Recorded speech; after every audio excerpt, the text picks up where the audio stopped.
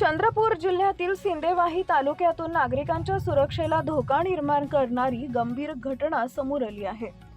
रविवार दिनांक 8 फेब्रुवारी 2026 रोजी रात्री देलनवाली ते नवरगाव या मुख्य मार्गावर एका वाघिणीसह 4 पिल्लांचा मुक्त भ्रमण नागरिकांना दिसून आले। रात्रीच्या वेळी अचानक रस्त्यावर वाघीण आणि तिची पिल्लं दिसल्यानं वाहन चालकांमध्ये एकच घबराट पसरली। काही काळासाठी वाहतूक ठप्प झाली होती, तर अनेक नागरिकांनी सुरक्षिततेच्या कारणास्तव आपली वाहनं रस्त्याच्या कडेला थांबवली।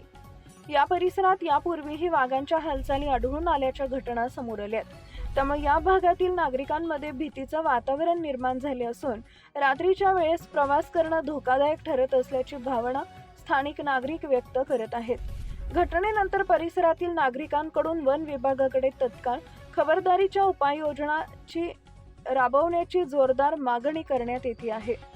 सदर मार्गावर नियमित गस्त वाढवावी, सूचना फलक लावावेत, तसेच नागरिकांना सतर्कतेचे निर्देश द्यावेत अशी मागणी होती आहे। वन विभागानं याकडे वेळीच लक्ष न दिल्यास भविष्यात मोठी दुर्घटना घडण्याची शक्यता नाकारता येत नाही, असा इशाराही स्थानिक नागरिकांकडून देण्यात येत आहे। Subscribe now and press the bell icon. Never miss an update.